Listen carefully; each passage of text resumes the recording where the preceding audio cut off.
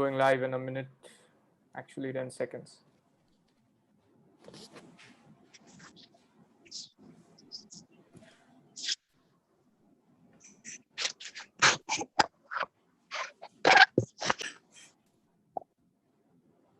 Okay, everyone. So we're live on YouTube as well. So hi and welcome. This is Abhyuday Agarwal from. One second, we need to mute everyone. Oops, sorry. Just want to mute all participants.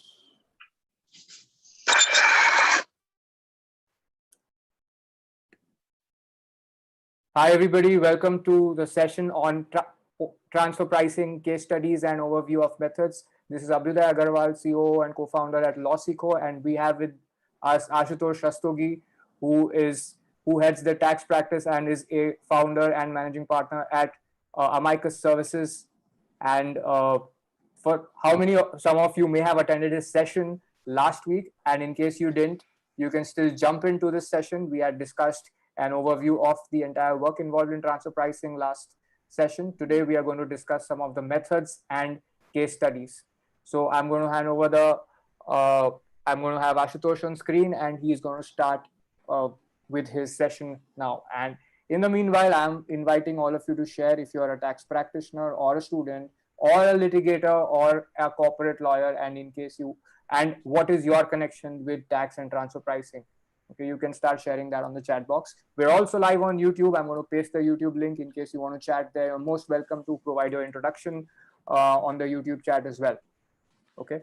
All right, over to you, Ashutosh. Right. Welcome, friends, and thank you for taking time out to attend this session of Lawseco transfer pricing methods. And as you would be aware, Lawseco has started a transfer pricing webinar series. So we did our first webinar last time, which was introduction, where we touched upon some basic aspects of transfer pricing, such as the computation of the arm's length range, median, what is the basic rationale of transfer pricing, and what has been the trend in transfer pricing. So these aspects were taken care of in the first webinar. Now in the second webinar, we are going to cover transfer pricing methods and what is the economics behind the transfer pricing methods, and how do you actually go about deciding which method to be applied in what situation. So friends, Uday, you will have to enable share screen so that I can share. Yeah, you can on your own. It's enabled. Okay, great.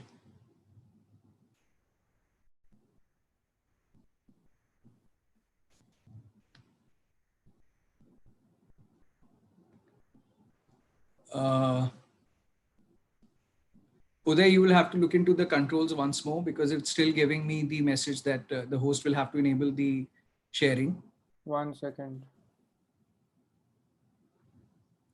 Yeah, allowed. 1 second. I've allowed you now. Right.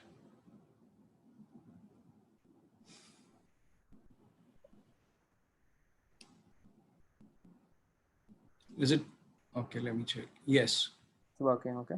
So we have people who are law students, and there are practitioners who work in finance already for more than 10 years. And so there's a mixed audience. There's a CA from Kanpur who wants to get international tax and transfer pricing work. Very good, very good. Excellent. So like I mentioned in my last webinar that we are going to be raising the level of complexity with each webinar. When I say raising the level of complexity, of course, I don't mean to scare you that things will get more difficult to understand. But yes, the aim of this webinar series is to target working professionals who want more practical knowledge on how to comply with the transfer pricing regulations. Keeping that in mind, we have tried to, in some of the areas, get into the nitty-gritty of various methods when we do the method webinar. And as you will see, as the webinar series progresses, we will get into more and more interesting concepts. Even BEPS, for example, base erosion and profit shifting, which you all would have heard about. And we are actually going to tell you what BEPS is all about and how that impacts transfer pricing. Before you, I have placed the slide for today's webinar series and what we are going to cover. So you can see very well that in this session, we are going to talk about the transfer pricing methods, how they evolved, what changes have come about in the law, most importantly, the economics underlying the transfer pricing methods. See, even more important than the law, the legislation, you need to understand the conceptual economics behind each method so that you can understand what is the outcome of the method and how you will be able to decide which method is better over the other. Then we will look at three methods: comparable uncontrolled price method, resale price, and the TNMM method, with reference to a practical example. And we will do some comparative referencing also between the different methods. There are two other methods as well, cost plus method and profit split method, which we will talk about probably just briefly, because given the time limitation, it would not be practical to take each and every method in detail. We would be able to do justice probably to three methods. And mind you, these three methods, CUP, RPM, which is to the extent RPM also uses gross profit, and CPM also uses gross profit. So RPM, CPM in that sense are similar. And we will talk about TNMM. TNMM stands for transactional net margin method, and it is the most commonly used method. We are in fact going to spend a lot of time discussing how TNMM is to be applied and when it is to be applied. So we have on this slide before you a snapshot of the different transfer pricing methods which are available under the Indian transfer pricing regulations. So first category is the transaction based method. This entails CUP, RPM, resale price method, and CPM. CUP stands for comparable uncontrolled price method. Profit based methods are profit split method and transactional net margin method. Under the Indian transfer pricing regulations, we have one residual method, which is the other method, which is basically any method which, given the facts and circumstances, would be most justified in the specific facts of the case. So there is no name for this particular method. But so for example, when you have to value an intangible, you end up applying discounted cash flow approach. It is not really a CUP, nor does it fit into any of the other methods, RPM, CPM, etc. Therefore, the legislature thought it was necessary to have a residual option by way of other method. So that's what the other method really is. Now, just to give you an understanding of what are transaction-based methods and what are the profit-based methods. So transaction-based methods, as the names itself speaks, they focus a lot on the specific related party transaction, and they try to measure the outcome associated with that specific transaction. So in the comparable uncontrolled price method, we focus on the price for that transaction. In the resale price method, and in the cost plus method, we focus on the gross profit arising from the resale transaction or from the manufacturing or services transaction, as the case may be. In profit-based methods, we become a little more liberal in our approach, and we start testing the profit at the company level, and we start testing net profitability of the company. Profit split method is another method wherein in case of profit split method, it applies only in cases where there is a joint development of intangibles. So let's say you have a party A and party B, and both are developing an intangible together, and both are making significant contributions in the development of intangible. Profit split method will apply in such a situation where we need to determine how to split the supernormal profit which is being earned from the intangible. Profit split method is a method which is very rarely used, and it is the method which involves the highest subjectivity, because splitting the profit, the system profit, between two parties who are entrepreneurial in nature and contributing to the development of intangible inheres a lot of subjectivity. And therefore, at a point of time, even OECD put profit split method as a method of the last resort. So you have now an understanding of what the different methods are which are available under Indian transfer pricing regulations. So friends, as you can see, we've had a lot of changes in the Indian transfer pricing regulations ever since the regulations were introduced in 2001. So when the regulations came about in India, we initially had a narrow plus minus 5% band around the arm's length price, which would give you some leeway in computing the arm's length price. In 2012, more than 10 years after the other method was introduced. Then in 2013, unfortunately, the range, the arm's length band was further narrowed down from ±5 to ±3%. Experts and practitioners really criticized this move and said that on one hand, we had been clamoring that we should have the interquartile range, which is the international standard. Now, on the other hand, what the government has done is, government has further narrowed down even the available band. So this came up for heavy criticism. And then finally in 2014, when the BJP government came into power, I think some good sense prevailed and range concept and multiple year data were introduced. Range concept and multiple year data I have already discussed in detail in the previous webinar. Those who could not watch the previous webinar, the link is available on YouTube and also on LawSikho website. So you can just go and refresh the concept if you want later on. In 2017, OECD came up with very detailed guidelines on comparability. And it also revised its transfer pricing guidelines to put in more concrete guidance on the application of methods. So OECD also, of course, keeps revisiting the guidance on how to apply transfer pricing methods. Is there any particular sequence to be followed in their application?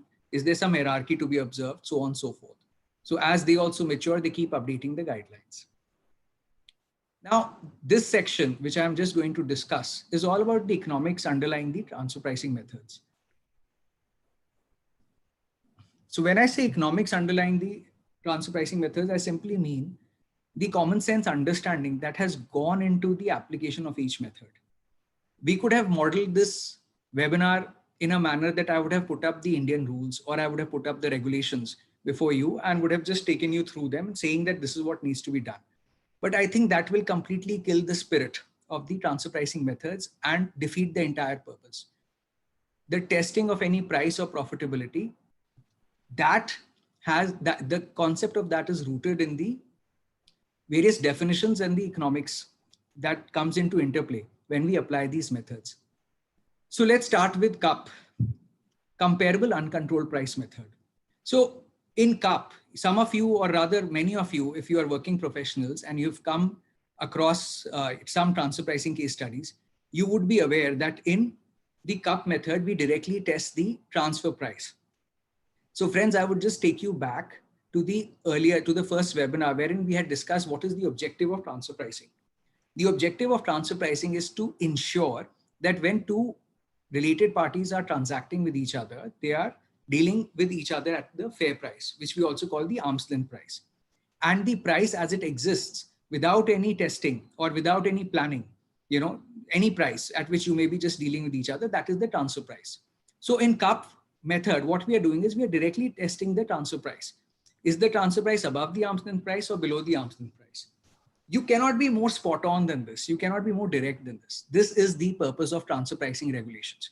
So I will just deviate from here to touch upon a practical problem, a practical statement, which many people come across when they are talking about transfer pricing. So they say that, okay, transfer pricing is about having adequate profitability in India. Transfer pricing means that you must maintain sufficient markup. And if you're in loss, then there is a problem. Well, just taking a step back, transfer pricing is not about keeping adequate profits. That may be one aspect of transfer pricing.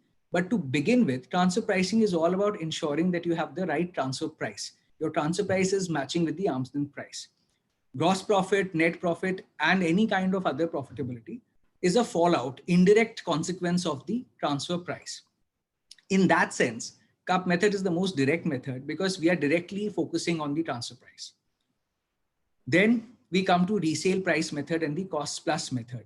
In the resale price method and cost plus method, in both of these methods, our focus is on gross profitability arising from the related party transaction. If you will just look at the definition of gross profit here is sales less cost of goods sold. And then say, what is sales? Sales is nothing but transfer price into quantity less cost of goods sold. Now, you see, coming back to our main objective of testing the transfer price, what's happening here? If you expand the definition of gross profit, you get transfer price into quantity less cost of goods sold. Cost of goods sold may be your maybe a given variable. It may be given from the market. It may not be really in your control. It's a third party variable in that sense. So what's happening is that when you're testing gross profit, one third party variable comes into the picture, which is cost of goods sold. Then as we move on to transactional net margin method, TNMM, there, what are we testing? We are testing the net profitability from the transaction or maybe at the company level. And how do we define, how do we arrive at net profit? Net profit is sales, less cost of goods sold, less overheads.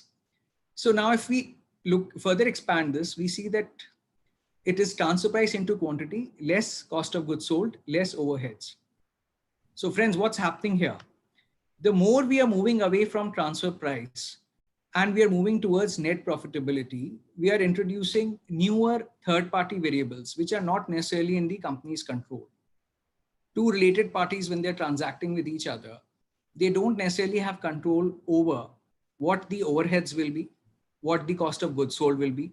These variables are perhaps given by the market. And if in the market, goods are being purchased at a particular price, the purchasing entity has to buy it, there is no interference by the related party on this variable. Similarly, on the overheads, electricity, printing costs, stationery, communication, travel, lots of overhead costs. These are also third party or market determined costs over which you have no control. The moot point is that as we are moving away from transfer price towards gross profit and then towards net profitability, we are introducing more third-party variables which are not within the control of the transacting parties. Therefore, what's happening? So now just have a look at this, which is price versus profit testing, and what implications this has on the quality of our testing. So as you can see, when we test price, which is in the comparable uncontrolled price method, we are directly attacking the transfer price. We are questioning, is the transfer price at the right level or not, right?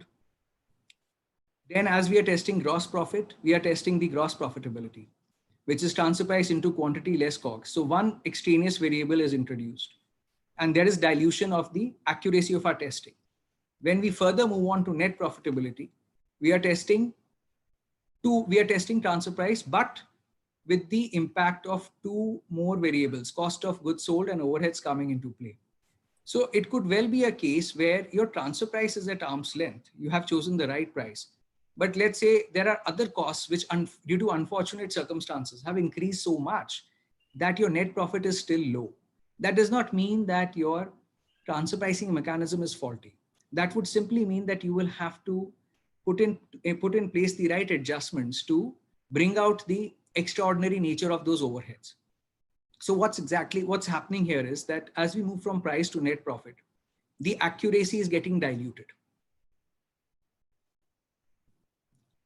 And that is the reason why OECD initially mentioned of a hierarchy in transfer pricing methods. And it said that CUP, being the most direct method, is the most appropriate method. And then it said that you should focus on cost plus and resale price method.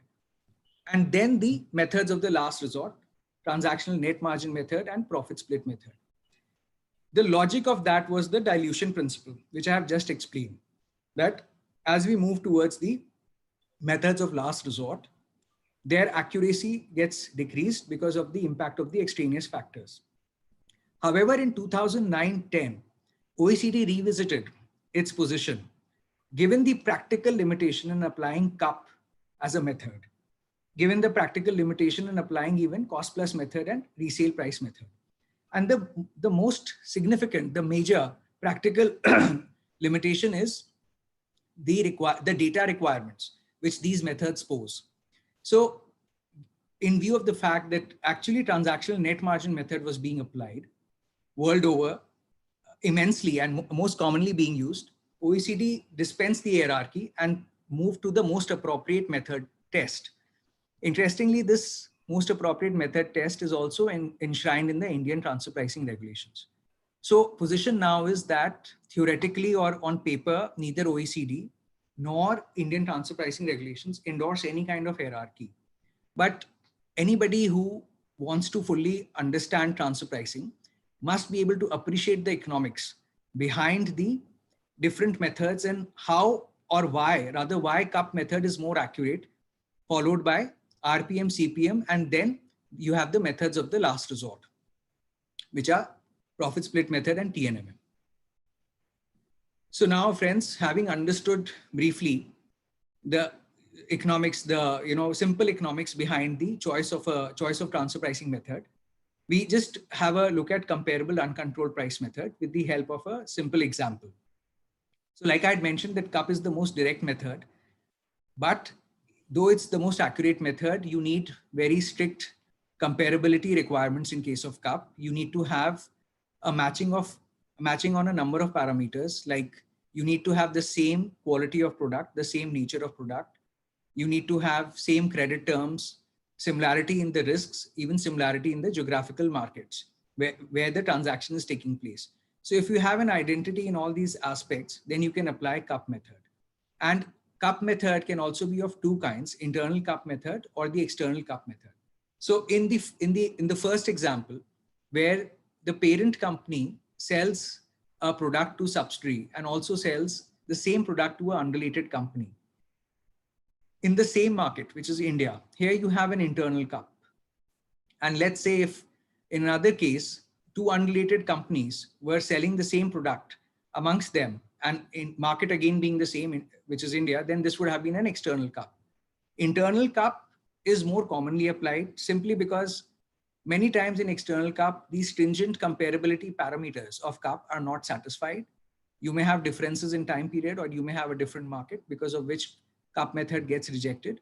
But in case of internal CUP, invariably, if a party is selling to a related party and the same product is also being sold to a third party, you have a very good case for applying the CUP method. Internal CUP therefore has more success. Even our courts have held that internal CUP is to be preferred over external CUP. Now we just take up a CUP case study with a little variation. So I'll just briefly explain the facts of this case. So what's happening is that A Limited is selling a product, computer parts, to B Limited. Yeah.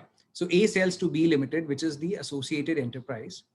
And we have a similar transaction wherein Z Limited is selling to C Limited. See, of course, Z and C Limited both are third party. They are A and Z are in India, and B Limited and C Limited, they are in US. Now, the question is that, can we take these two transactions as comparable to each other, given that they are at the same time taking place almost in the same time period, same computer parts are being sold? Is there any difference? Now, based on the data that we have, A Limited is exporting 1,000 computer parts to B Limited at INR 1.3 per piece. Z Limited also exports, but it is exporting at INR 2 per piece. Now, if we assume that everything is same, right, there is no difference in credit terms also, then the question is that why A Limited is selling at a lesser price compared to Z Limited. So 1.3 is less than 2. The transfer pricing officer in this scenario will make an adjustment and raise the price at which A Limited is selling to B Limited, and he will bring it to INR 2 per piece. Right. So he'll be justified. The transfer pricing officer will be justified to make an adjustment because there is no difference. The two transactions are identical.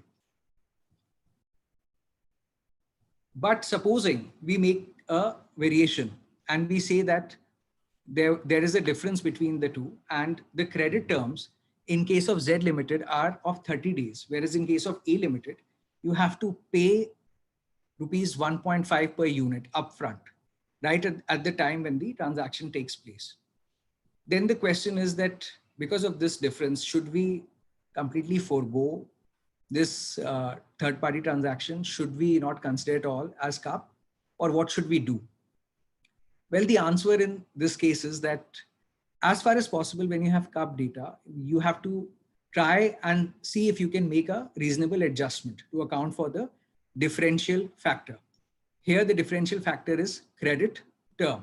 So perhaps with the right interest rate and having knowledge of the credit period, we can take out the price, the additional price which Z Limited is charging from the customer for the 30 days of credit period. And once we take out the price, so instead of INR 2 unit, perhaps the price would be 1.75 or something lesser. And we could then compare the two prices and see what is the difference. So my friends, the moot point is that whenever you apply cup method, you have to ensure that you are satisfying the transaction on all parameters, all the material parameters. There could be some parameters which may be insignificant in terms of difference, and so insignificant that it may not have an impact on price. So if you're able to justify that that difference is insignificant, you can still apply the cup method. So to take a very simple example, let's take the case of two pens of the same brand and also of the same kind, let's say ballpoint pen, but they are merely different in color. Otherwise, in all respects, they are same and their pricing is same. Now, it would be ridiculous to argue that because the two pens are of different color, the price of one cannot be taken as comparable to the price of other. This would be an immaterial difference, and the pricing of one would still be taken as the cup data for the other. So cup data, as I mentioned, is the best method. Cup method is the best method to go with, but you need to ensure from the agreement available with you for the transaction that your nature of services, the quality of the product, contractual terms, for example, the credit terms, then the geographical market in which the product is being sold, as well as the time period, all these factors are same. And it may vary from case to case situation, what is the impact of each factor. So for example, you may have for some products, a time period as long as 1 month, 2 months, or maybe even 3 months when the price does not vary significantly, or the price of a product, may be relevant for the entire year. And if you're able to prove that, then you can take the data as a valid cup data, despite the fact that the prices that you have may be for 2 different months in the same year. So once you have cup data, you have to meet the parameters, explore the possibility of adjustment for any differences in significant terms. And most importantly, and thankfully, our courts have been very pragmatic while applying cup data. So on very flimsy and very inane reasons, they have not outrightly been rejecting cup data. They do understand that transfer pricing at the end of the day is an art and it's not a science. And no matter what you do, it is hard to find identity in transactions in the real world. Cup data was rather easy to understand. Like, it is the simplest of the methods. Now we move on to resale price method, RPM, as we know it.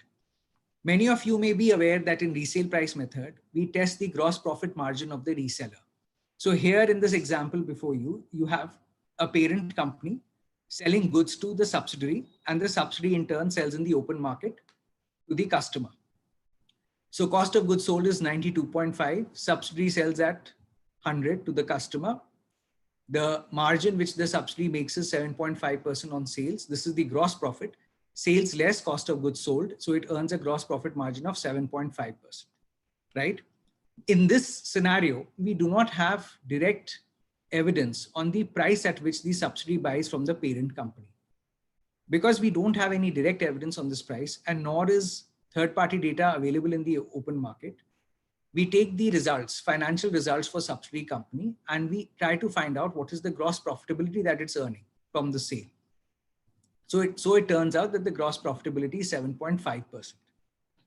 What do we do next? Then we do a search for unrelated suppliers. 1, 2, 3, 4, 5, 6. We find six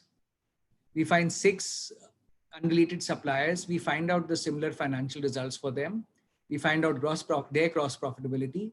We see that it ranges from the range which is permissible under Indian transfer pricing regulations. That is from 7.5% to 8.24%, whereas our gross profitability was around 7.5%. So we fall within the arm's length range. Yeah, so instead of 8%, in our example, we had taken 7.5%. So this should be 7.5%, and therefore we are at arm's length.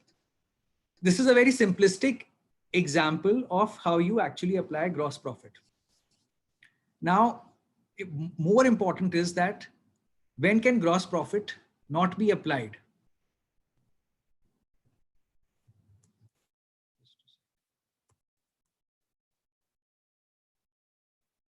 So for example, can we apply gross profit even in a scenario where the distributor is doing a lot of value addition?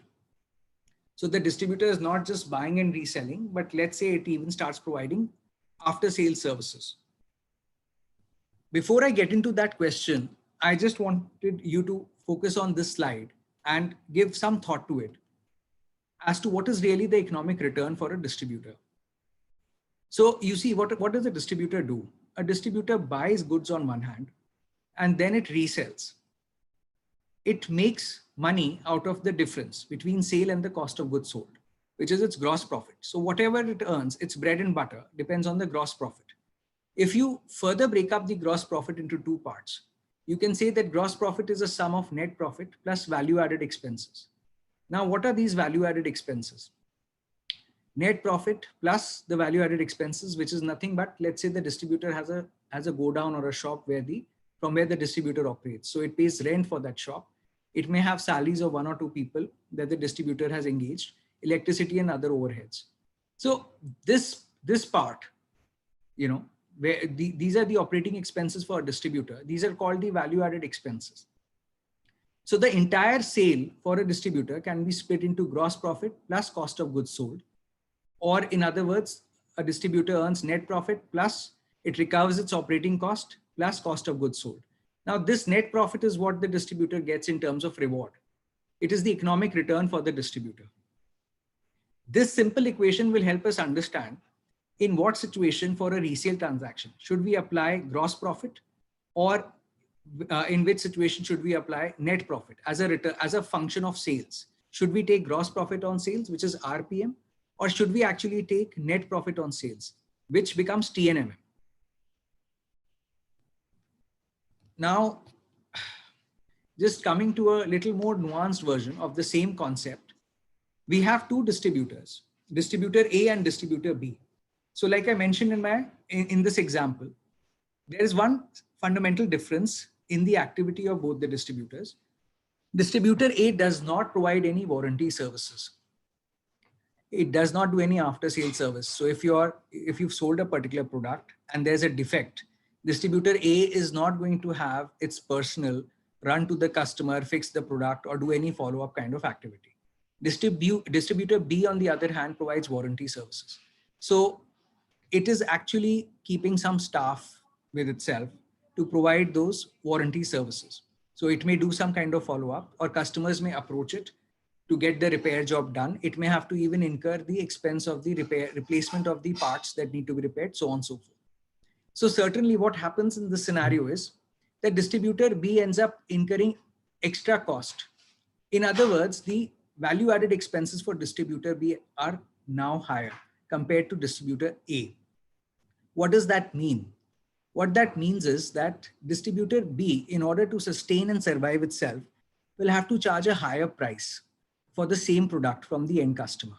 So you have two distributors selling the same product to the customers, but one distributor is providing an extra service, warranty service, which the other is not. Therefore, it follows axiomatically in a rational economic world that distributor B will charge higher price and earn a higher gross profit margin compared to distributor A. Higher gross profit margin earned by distributor B would enable distributor B to compensate itself for its cost and also earn an economic return. Then the next question is that if we are aware that distributor A and B are both doing different level of value-added functions, can we really compare their gross profit on sale? Can we compare their gross profitability? And can we apply resale price method in such a scenario? Well, I guess by now you yourself would have been, you would have got the answer to this, that we cannot, because there is a functional difference between the two distributors. They are not comparable to each other. Their level of activity is not comparable. And if their level of activity is not comparable, how can their gross profitability be comparable? Perhaps in such a scenario, therefore, it would make sense to go for the net profitability approach, wherein the extra expenses on account of the extra value adding activity get cancelled out with the extra return or the extra price in the sales. And therefore, you may actually try to compare the two of them at the net level rather than the gross level. So OECD has stated, and it is a well-known principle, that resale price method cannot be applied or should not be applied in a situation where the distributor at hand, your taxpayer, is doing significant value addition activity. You will, in that scenario, also have to assess what the other comparables are doing. Are they also doing the same level of value addition or not? And if they are not doing that value addition activity, then you cannot take them as comparable to your taxpayer. That is the simple message of this slide.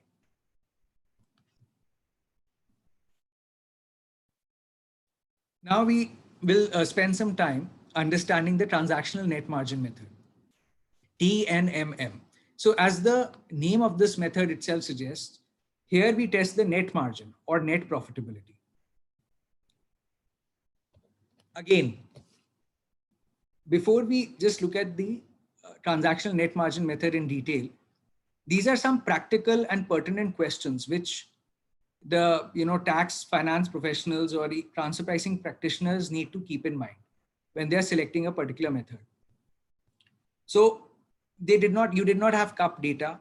You also thought that after you could not get the gross profit data, and you realize that you will have to do a profitability testing.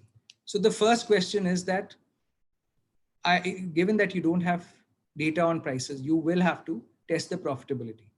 From that, the question that follows is what should I test? Should I test gross profit or should I test net profit? If you are able to answer that question, then you come to the next question, which is that what is going to be the appropriate base in both scenarios, when I test gross profit and also when I test net profit. So gross profit also can be tested with respect to the cost of production, which is the direct cost of production in the case of cost plus method. Gross profit can also be tested with reference to sales. And if you test gross profit with reference to sales, it becomes resale price method. And then after that, there's another important question, which is that of the tested party. So in any transaction, you have two transacting parties, let's say A and B. The question is, whose gross profitability are you going to test? Well, in case of a distributor, the answer is simple. In case of resale price method, the taxpayer, which is the distributor, you will test the gross profitability for that entity. But what happens in other scenarios where it's not a distributor, it's a service provider, and A is an entity which is providing services in the open market, but let's say it is doing a back-to-back contracting with B, which is a service provider providing services to A. Will you test A's profitability or will you test B's profitability? Friends, in the context of transfer pricing, this question is referred to as the question of tested party. Which transacting entity to test? Now, this is where you really need to get your transfer pricing right. In this webinar, we are not going to delve deeply upon how to decide which tested party to choose, because we are going to focus on the choice of most appropriate method. But in the next webinar, when we talk about transfer pricing policy setting and also reviewing the intercompany agreements, we will look at what are the determinants of tested party. We are going to look at the determinants in rather detail, much more detail than probably even OECD has provided guidance. So friends, these are the very pertinent practical questions that you have to answer for a particular transaction when you have to finalize the transfer pricing method. Now what I'm going to do is, after this, we are going to understand the concept of net margin in the case of transactional net margin method. What is this net margin? What is this net profit that we are talking about that we actually try to test in case of TNMM? And is it different from your profit before tax, which comes straight away from financials?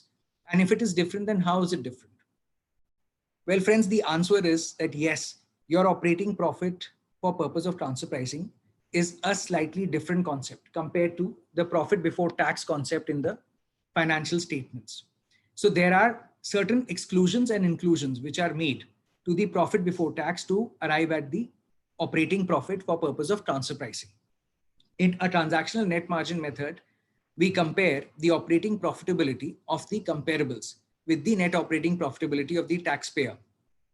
But for purpose of arriving at that operating profitability, we take out the income which the taxpayer may have earned from all its non-routine activities. So you can see that there are those daily functions which an organization will do. So it will pay salaries, it will have depreciation on its machinery, it will have printing, advertising expenses, purchase of raw materials, so on and so forth. Now, these are all operational expenses. What are the non-routine activities? Well, selling of a business unit or sale of fixed assets. These are not activities which any organization takes on a daily basis. So you can take out the income from the total income of the enterprise to arrive at the operating income. And then what you are left with is the operating income, which you will use for purpose of computing operating profit. Another aspect that you need to focus while arriving at the operating income is that you need to understand what is the core activity for which you are trying to do the benchmarking. So if you have a company which is a auto manufacturing firm and it is engaged in core activity, which is manufacturing auto components, and with whatever surplus it gets, it invests in the stock market, which is its core activity here. Of course, it is the manufacturing of auto components. So we will focus only on the income from the auto manufacturing, and we will again ignore dividend, capital gain, or whatever sits in the heading other income and financial income, because that is not its operating income. That is another aspect that you need to see when you are talking about operating income. So same test you will apply to expenses and exclude all those expenses from your various expenses which are extraordinary in nature to arrive at the operating cost. Operating income less operating cost will then give you operating profit. You have a number of tribunal decisions which provide guidance on what is operating profit. So in Sony India, it was held that notice, pay, penalty, receipt from staff members would not constitute operating profit because that was a one-time activity. In other rulings, it has been held that extraordinary items pertaining to loss due to floods, this will be excluded while computing operating profit. So any extraordinary item, you have the list before you, you have all these judgments. In fact, these are just a few judgments. You have otherwise a plethora of judgments. And some of them may also be seemingly contradictory to each other, given the specific facts of the case, where they are saying that this item is operating on those facts, and maybe another set of facts, that item may not be an operating item. So once you've determined the operating profit, then, and once we've understood what operating profit measure is, we can move forward with the transactional net margin method. So in TNMM, like I had said, one of the moot questions is that what is the base that we are going to consider? What is the profit measure that we will consider, and what is the base that we are going to consider? Abhyuday, at this point, perhaps just take a pause and maybe we can entertain a few basic questions from the audience. And, because now we'll be diving into TNMM. It's important that their concepts on gross profit, net profit, or anything that they want to know, that should be clear. Do you want to give a comparison of one factual situation and then calculating the arm's length price as per different methods for the same situation? So we have a comparative slide towards the end, okay. Where we are comparing the different methods qualitatively. Okay. But if anybody at this point, guys, you have any questions? If anybody wants to, a lot of this is new, so I think you guys are. Yeah, this is like the very core of transfer pricing, and many of them may be wondering. They may have a lot of questions. So if there are any questions, I'll be happy to entertain at this point of time. Yeah. So Akshay is saying, please continue. Very nice session going on. Okay. How and where, Shreyas asks, how and where is third-party data available for CUP, etc.? Yes. So that's a very valid question. Yeah. So I will answer that. So in case of CUP, like you said, how and where do we find CUP data? Well, let's say if you are having a transaction wherein you are selling agricultural produce, right? Now, sale of agricultural produce, sale of rice, pulses, so on and so forth. You can still find out the third-party data from the market because this is not a unique product, agricultural produce. For the same period of time, you could probably have a listing of the prices in that specific month and you can arrive at the cup data. But then for other products, so let's say an air purifier, which a particular brand only makes, again, you will have to probably find out pricing for that product from the market. Certainly there is no database or there is nothing, like a database like you have for profitability measuring, which you have available in case of cup. And that is a limitation. So you either have to have data, which is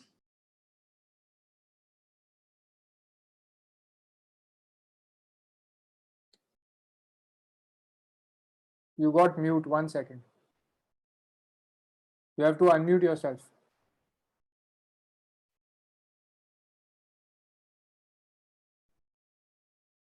Think he had an emergency.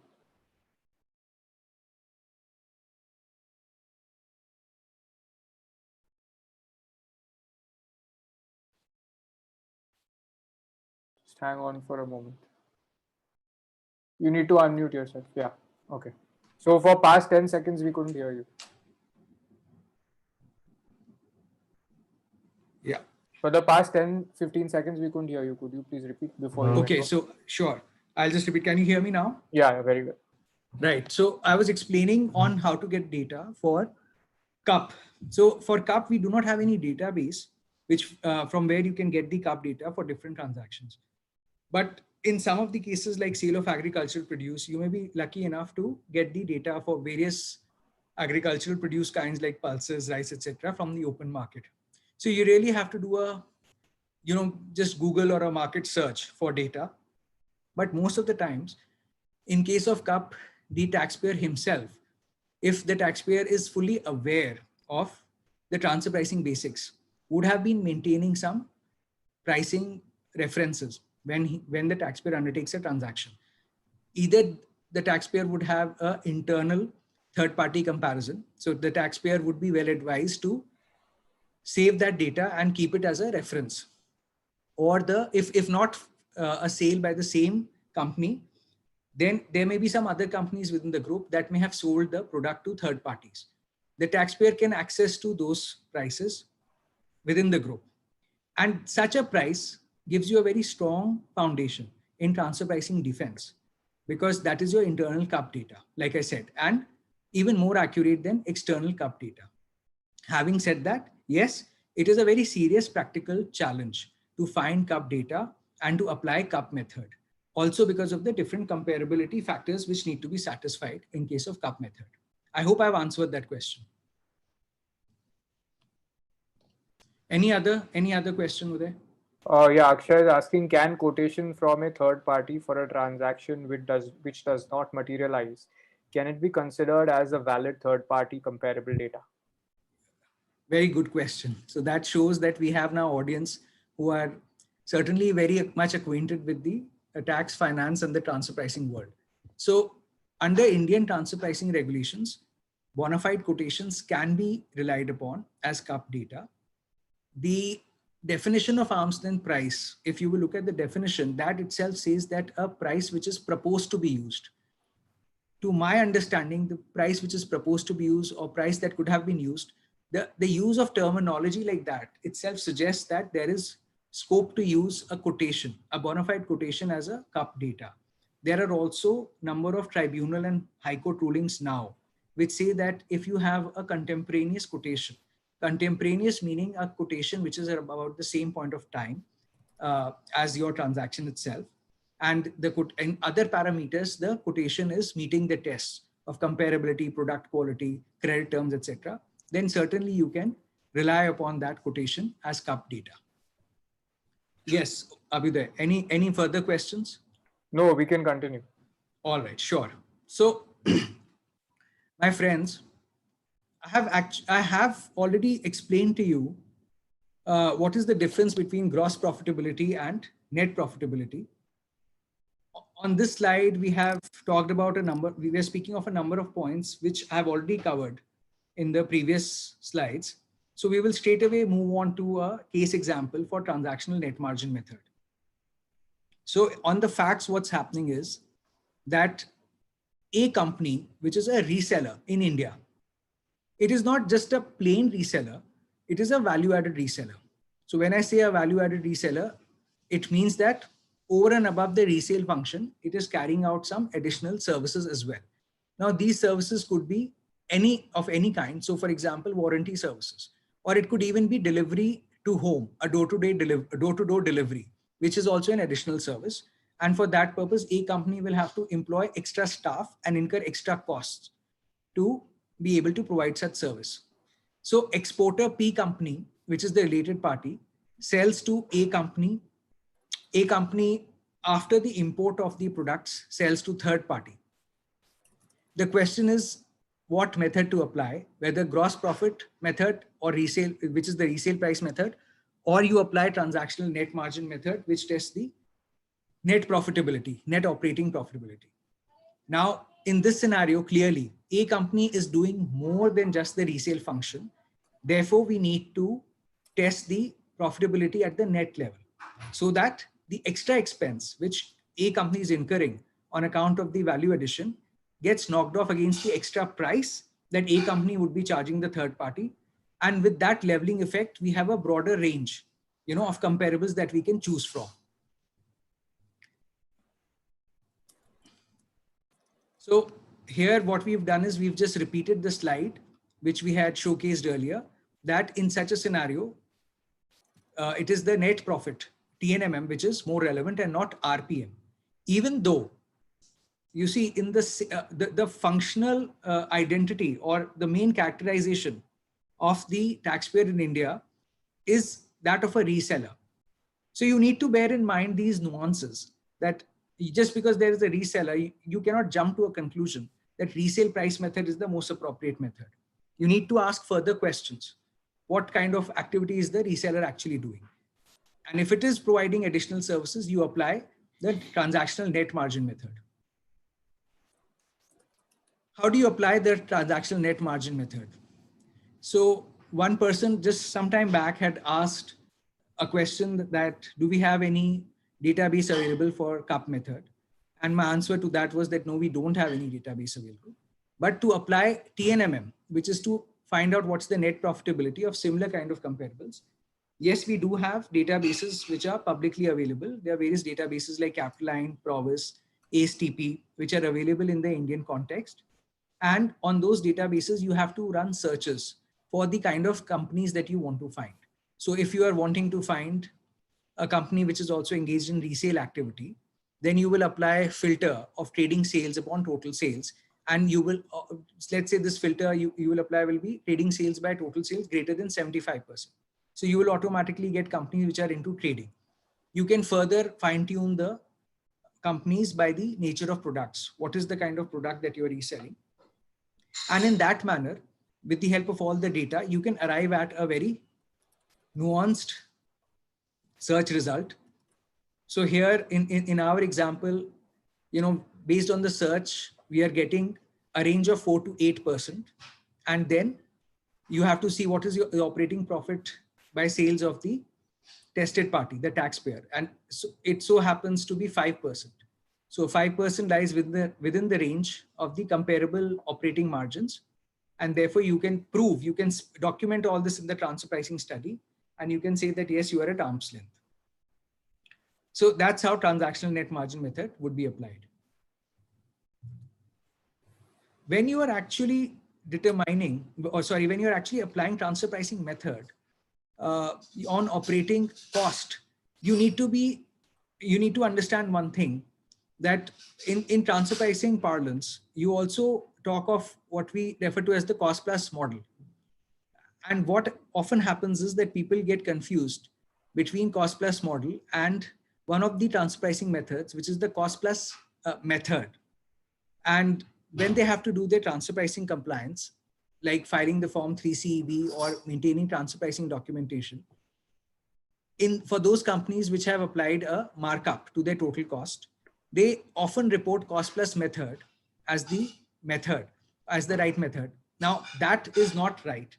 Cost plus method, like we have just discussed, measures gross profitability with respect to the direct cost of production. And when you're actually measuring operating profit as a function of your total cost, then the correct technical term in transfer pricing is transactional net margin method. The difference is that in TNMM, here you are using total cost as your base rather than sales.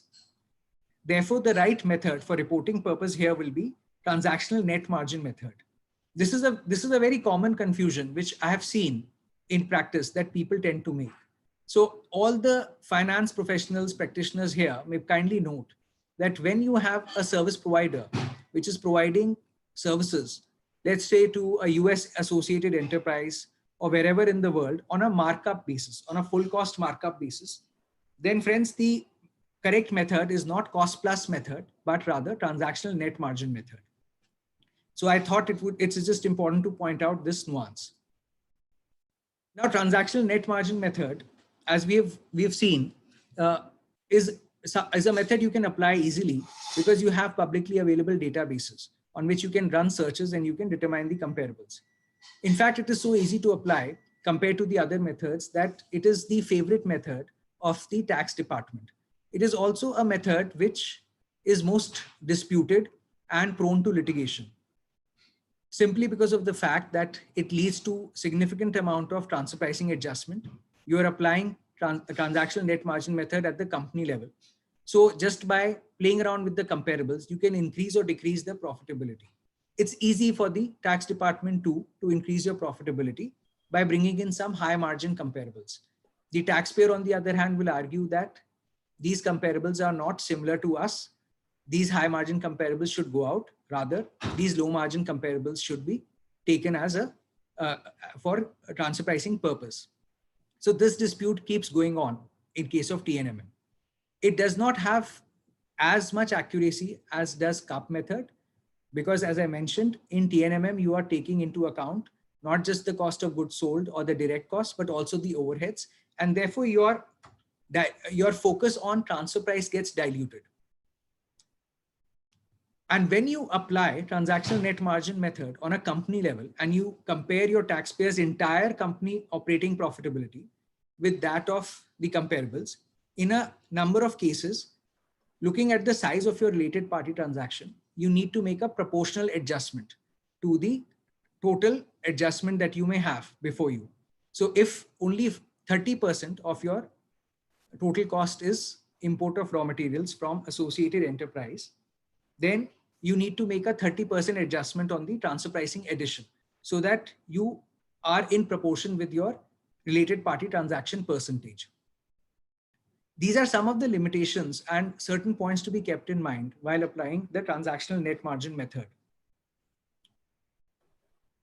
Here we are now just moving on to one practical scenario. So supposing a particular setting, a factual situation comes up before us, and we have to understand, decide, how do we go about determining the right method? What method should we apply? So as a transfer pricing practitioner, normally we follow a particular sequence. You should not jump to profit testing straight away.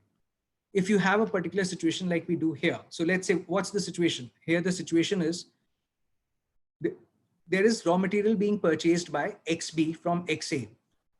And what is our objective? Our objective under transfer pricing regulations is to test the price at which raw material is being purchased. As a practitioner, I am going to run a sequence of questions and then try to decide which transfer pricing method out of the various methods we have just discussed, which one of them shall apply. So my first question is, if XA is selling to XB, I will ask the finance professionals that, whosoever is the company representative who is engaging with me, I'll ask him that, listen, are you selling this particular raw material to any third party? His answer would be no, most likely. Otherwise, he would have done the transfer pricing himself and would have given me that data. He would say that, no, we are not selling it to any third party, let's say. So then I will ask him another question, that is XB purchasing the same product from the market, from a third party? Again, if the answer is no, I move on to the third question and I ask him, okay, XA and XB are not dealing in the same product from a third party, but is there similar transaction anywhere else in your entire group X? My idea is, of course, I'm trying to narrow down on a similar transaction within the group on comparable uncontrolled price. Because if I can get the comparable uncontrolled price, I don't have to worry so much about the profitability. Profitability then is a consequence of the pricing. If I can prove that my pricing was right, then profitability can always be justified based on some extraneous factors. So supposing the company replies that no, they do not have any data on comparable uncontrolled price whatsoever, no company is dealing in the same product with a third party. My fourth question to the company would be that when you, assuming that this transaction has already taken place, that when you actually sold the product to XB and you set a particular price for it, what was the basis on which you set this price? Because the company would have applied some logic. There would have been some basis on which you would have set the price. That basis can give me some clues as to how I have to go about justifying the pricing of this transaction. What are the clues? So like I said, these could be the third party sales. The company may reply that we had some third party sales previously, which we have taken as the basis. In the prior years, we were selling the product for a particular price, but now we are not selling it anymore. So we thought we will continue with the same price. Or the company could also say that we figured out what our cost of production was. We put a markup on that cost of production, arrived at a price, and then we are selling it to XB. So my next question will be, how much is the markup that you're applying? So they will probably come up with some number, 3%, 4% or whatever. And then I will understand that their pricing setup is such that they are working on a cost plus model. Okay, so they are taking their full cost and they're putting up a markup on that. And one of my conclusions may be that in order to defend their transfer pricing, what I need to do is I need to prove that the markup that they have fixed is fine as per the comparable. So I will test the markup. This markup, if I test on the basis of gross profit upon direct cost of production, I'll be using the cost plus method. And if I test on the basis of operating profit on operating cost, which is the full cost, it will become the transactional net margin method. So those will be the further, the subsequent question that I will have to deal with. There is more to choosing the gross profitability or the net profitability.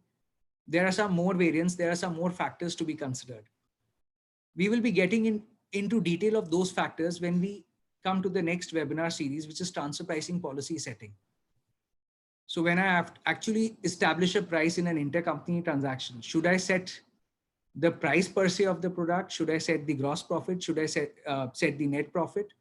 Where do I peg the price? How do I peg? So those, finer questions we'll be taking up in the webinar on transfer pricing policy setting and intercompany agreements. For now, I am just summing up this practical scenario with the moot point that whenever you have a transfer pricing problem before you, first thing that you need to do is try to find out CUP data. If you cannot get CUP data and you already have a price determined, you have to take clues from how the price was set. You get some clues from that which help you decide how you have to go about the testing. So friends, there is one more method which is allowed under Indian transfer pricing regulations. That's the other method. So as I mentioned, that is the residual method. Mostly the other method is used when you are using methods like discounted cash flow approach for valuing intangibles, or you're doing an allocation of common cost, or sometimes even for issue of shares or for reimbursements, other method is used. So whenever none of the available 5 methods is justified or can be used, then you can put any other logical method under other method. There is no hard and fast rule here.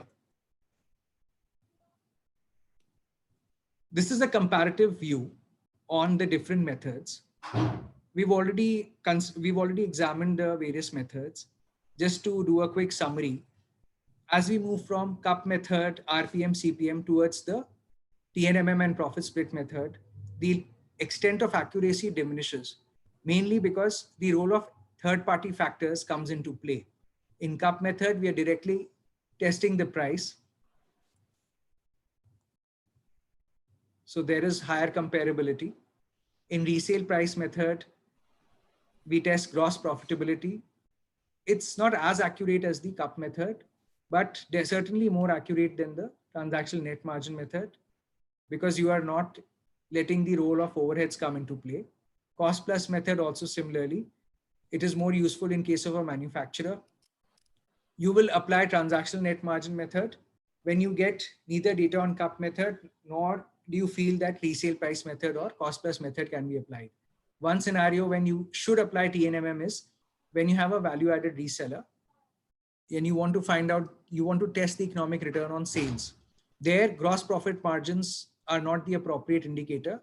Rather, you should use net operating profit margins on sales. Profit split method, this is a very rarely, it's a rarely used method, but it is used always when multiple parties are contributing to the development of intangible. And we need to find out how we have to split the supernormal profit flowing from an intangible between those multiple contributing parties.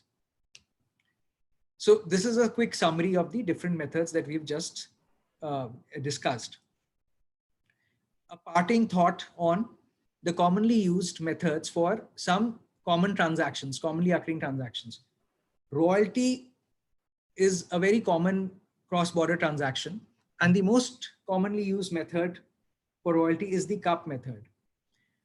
Again, someone had asked, one gentleman or one person had asked that question, that do we have a database for benchmarking royalty for cup to find cup data? Well, in case of royalty, yes, you have some databases available like Royalty Source in the market, from where on a paid basis you can have access to intercompany agreements, and you can find out what the ideal royalty rate should be. So that's why for royalty, you can still apply cup data more extensively than compared to other transactions.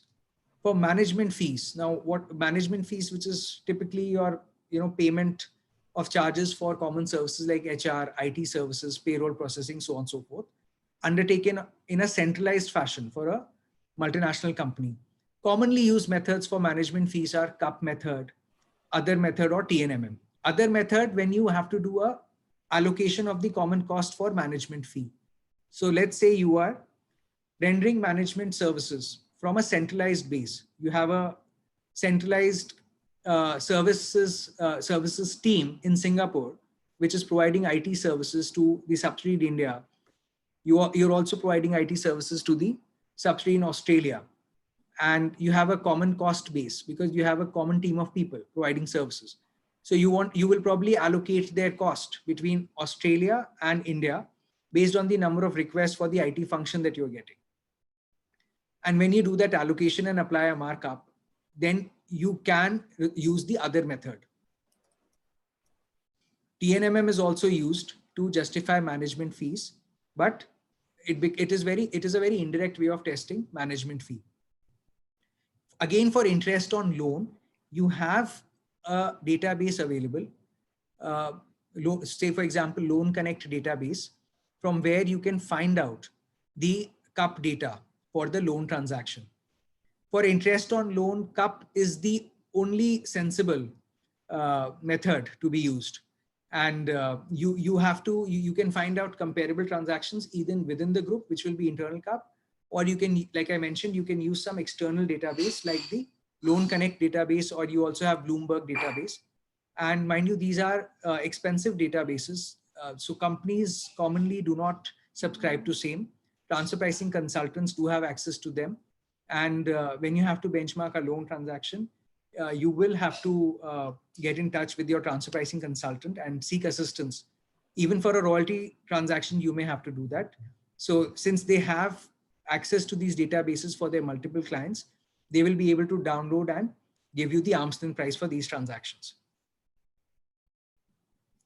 Well, friends, that is all that we have for today on transfer pricing methods. I would be happy to take any questions that you have now, and I leave the floor open to the audience. Yeah, there is one question from Igor.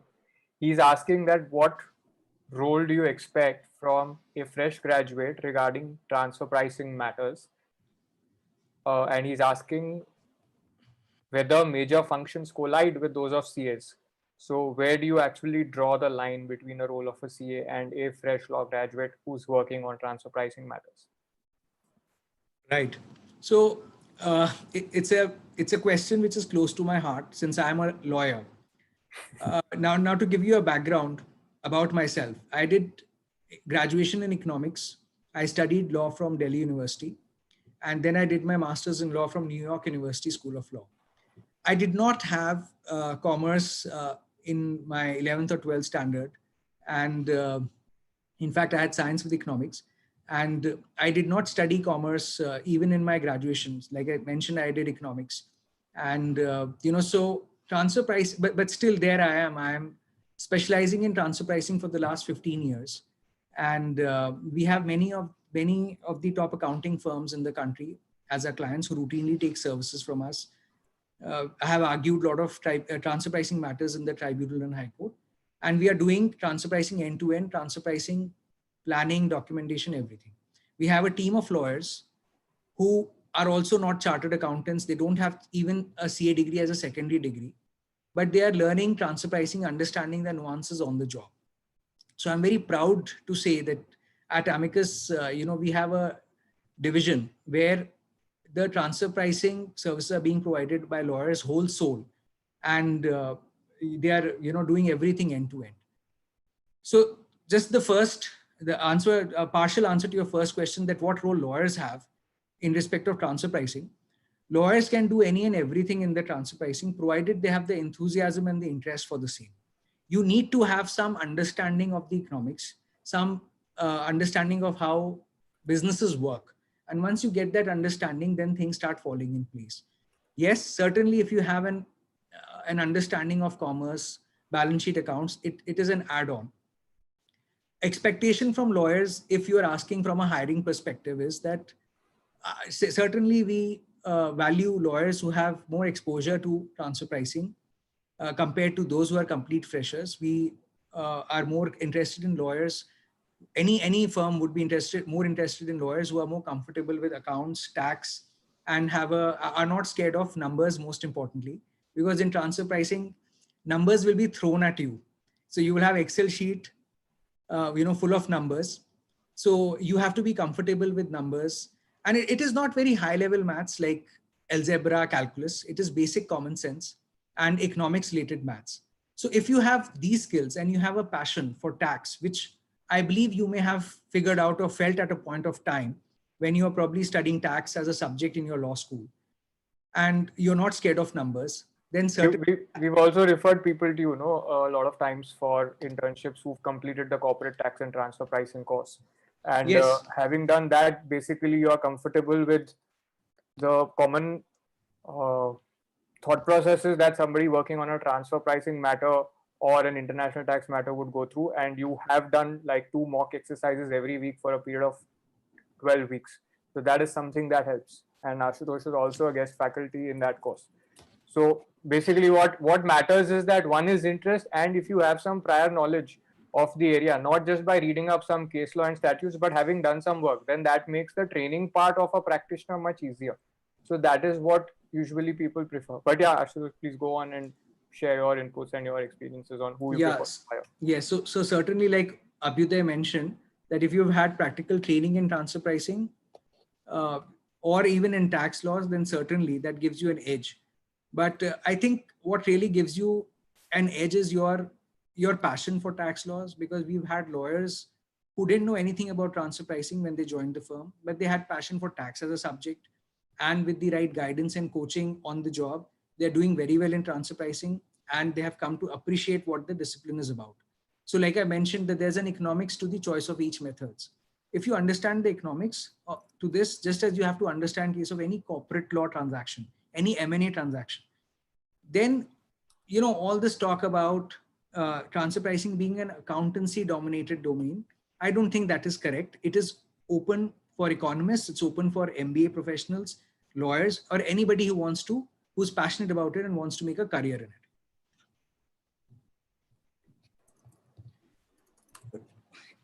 Got it. Abhyuday, any other questions? There are no other questions, but I want everybody to share feedback on the session. And if anybody wants to know more about the course, they can WhatsApp me on 9717301797 and we can have a conversation on this. Akshay has a question. I think it got missed. If a client is a distributor and incurring AMP expenses, can RPM still be considered? If yes, what will be the factors to be considered? And Akshay has asked one more question. In case client is selling goods in domestic and international market, from domestic market, high gross margin. Is this connected to your earlier question, Akshay? Okay, Abhyuday, can you repeat the second question, please? I'll just ask him to speak. Akshay, you want to ask the question? I've unmuted you. Okay, he's saying that that's not complete. So he's saying do the previous one only on the AMP expenses one. If a client is distributor and incurring AMP expenses, can RPM still be considered? If yes, what factors will be considered? Well, when you're talking about AMP expenses, AMP is an overhead cost. So AMP is advertising, marketing, selling expenses. So normally when you have to benchmark AMP expenses, you will have to take the net profitability into account. So normally you will be applying TNMM and not RPM to benchmark the AMP expenses. I'm just trying to answer your question, sticking to the point of RPM versus TNMM. But otherwise, testing AMP has a host of other questions and factors related to it. So just to summarize and answer it in short, that for AMP, for benchmarking AMP expenses, your TNMM method will have to be applied and RPM cannot be applied. Okay, requesting everybody to share feedback on the session. I've shared a link also. It'll be great if you can share feedback on the YouTube link. That helps in increasing visibility also for the session. And be there next week. We are having a longer series on this. So we will discuss more concepts on the area of transfer pricing. Yes. Those of you who want to know more about the course that we have on corporate tax, I've shared a link and you have my number on chat. You can reach out to me and we can schedule a call and explore how this can be useful for you. And Ashutosh is also a guest faculty in the course. So he will be taking some technical sessions in the course, apart from other senior guest faculty. So cheers, everybody. Thank you very much for being there in the session. I'll just take about 15 seconds to receive your feedback. Please share your feedback. You can share it I'm inviting you to share it on the YouTube link so that the video also gets more traction. Okay, thank you, everyone. Thanks, everybody. See and what is the Friday. next session topic? Can we just share it right now? And if they should read something, you can tell them. So next session is a session which the lawyers may find all the more interesting, and even the corporate professionals will benefit immensely from that, because our next session is going to be on setting the transfer pricing policy with some case examples. And also we will discuss on drafting the intercompany agreements from a transfer pricing perspective. What are the important clauses in an intercompany agreement that from a transfer pricing perspective you need to keep in mind? So certainly for lawyers, that's an important area. Got it. All right. Thank you very much. Thanks everybody for being there and for your support. Stay tuned. See you. Bye. Okay, thank you, bye-bye. Ashutosh, so much. Yeah, thank bye. you.